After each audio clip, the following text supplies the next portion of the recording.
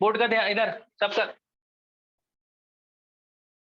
आपको याद है ये टॉपिक स्टीरियो केमिस्ट्री कहते थे इसे, है ना? इसे क्या कहते हैं? स्टीरियो। स्टीरियो का मतलब होता स्पेस, और केमिस्ट्री स्पेस के अंदर रोटेशन को पढ़ने को स्टीरियो केमिस्ट्री कहते हैं। ठीक है, study of compound in space, spatial notation. Spatial, ये वाला स्पेशियल है, SPATIAL, माने स्पेस में रोटेशन को स्टडी करने को स्टीरियो केमिस्ट्री कहते हैं। तो स्टीरियो केमिस्ट्री में आपको एक वर्ड बताया था हमने उस दिन, ऑप्टिकली एक्टिव। ऑप्टिकली एक्टिव मतलब जो लाइट पड़ने पर घूम जाए, उसे ऑप्टिकली एक्टिव कहते हैं। तो कैसे पता चलेगा? आपको ऐसे कंपाउंड दे देंगे, देखो जैसे CH3, CH2, CHF, ऐसे कुछ दे देंगे, वो बोलेंगे बताओ ये ऑप्टिकली एक्टिव है या नहीं। ठीक है, ये ऐसे कंपाउंड दे दिया, बोला बताओ ये ऑप्टिकली एक्टिव है या नहीं है। तो मैं कैसे चेक करूंगा कि ऑप्टिकली एक्टिव है या नहीं है? आपको बता रहा हूं। आप क्या करेंगे? कंपाउंड का नॉर्मल स्ट्रक्चर बनाएंगे, स्ट्रक्चरल फॉर्मूला। कितने कार्बन है इसमें? 4, 1 2 3 4, 4 बना दिए। पहले के साथ कितने हाइड्रोजन लगे हैं? 3, ऐसे बना लो। दूसरे साथ कितने हैं? 2। तीसरे साथ एक H और एक F, और तीसरे साथ फिर अगला तो ये है ही। ठीक है, मैंने बना लिया। अब मैं क्या चेक करूंगा? ये वर्ड चेक करूंगा जी, कायरल कार्बन आटम। मैं देखूंगा इस पूरे में एक भी कायरल है क्या? एक कायरल। कायरल क्या होता है?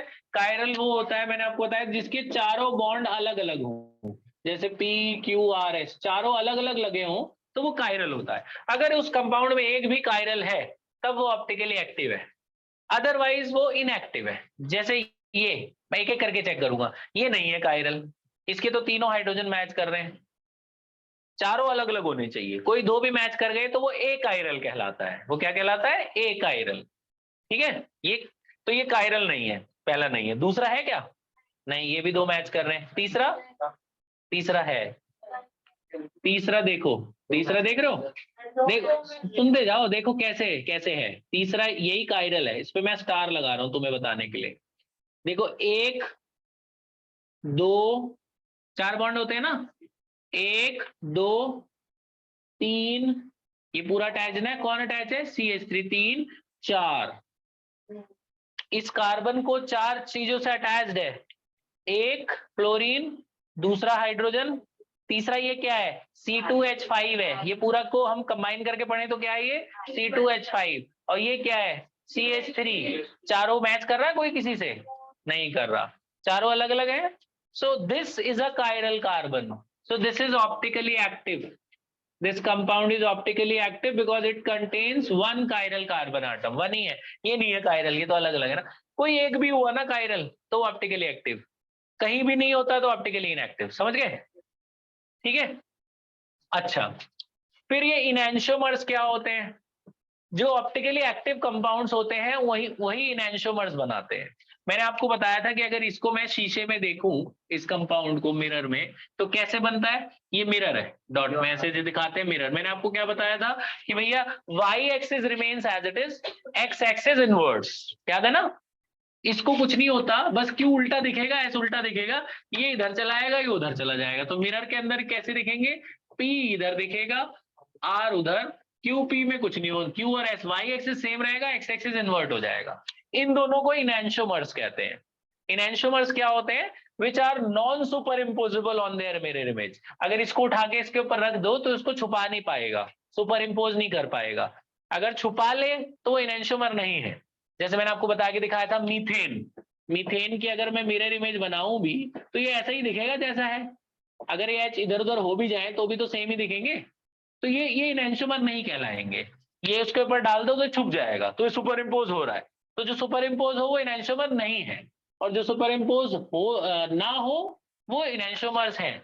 तो जो मिरर के इधर रहता है ऑब्जेक्ट वाली साइड, इसको डेक्स्ट्रो नाम दिया जाता है। और जो राइट लेफ्ट वाली साइड रहता है उसको क्या बोलते हैं? लीवो। इमेज वाले साइड को लीवो बोलते हैं, इधर को बोलते हैं डेक्स्ट्रो। ठीक बात है, ये इनैंशोमर्स होते हैं। फिर अगला डेफिनेशन है रेसिमाइजेशन।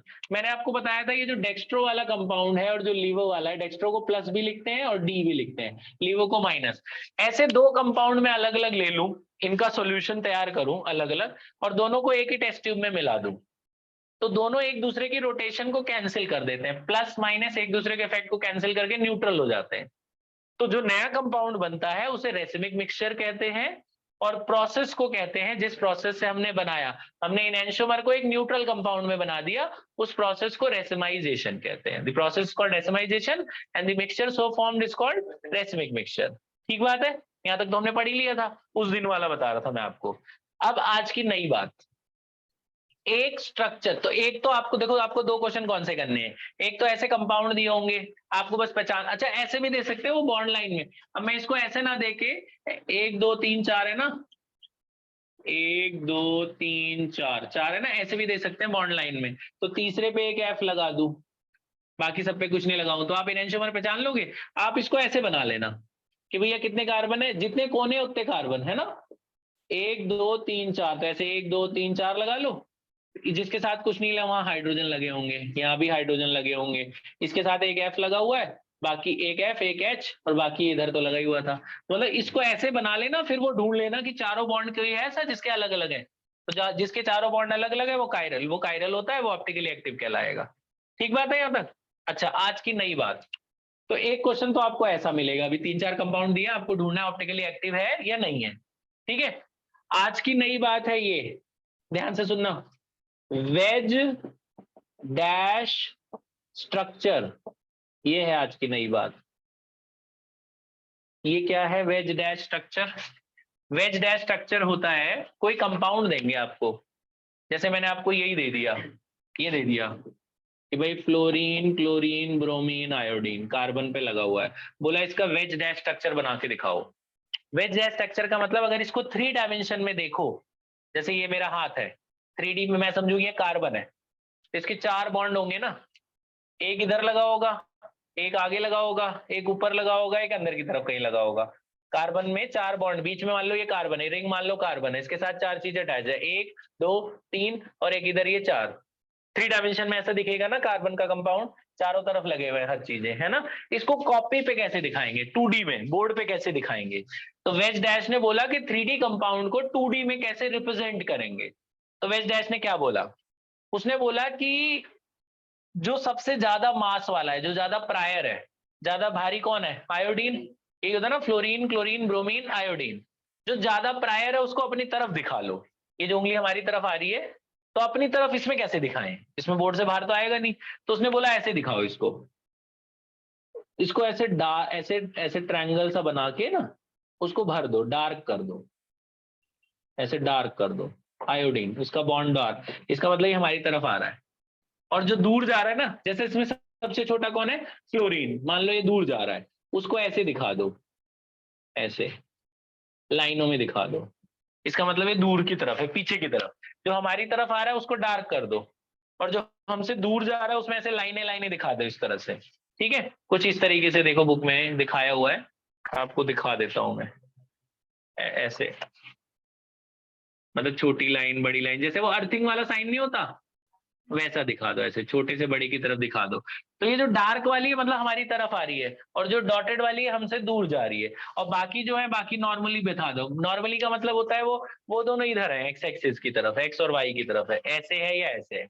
तो एक हमारी तरफ वाली दिखानी है डार्क, और जो हमसे दूर जा रही है उसको डॉटेड दिखानी है, बाकी इनको नॉर्मल लाइनों से दिखा दो, मतलब एक इधर है एक इधर है, उनसे हमें कोई मतलब नहीं है, वो तो 2D में ही है, समझ गए।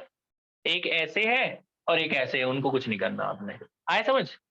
तो एक नॉर्मल कंपाउंड दिया होगा उसको इस तरह से वेज डैश में रिप्रेजेंट कर लेना।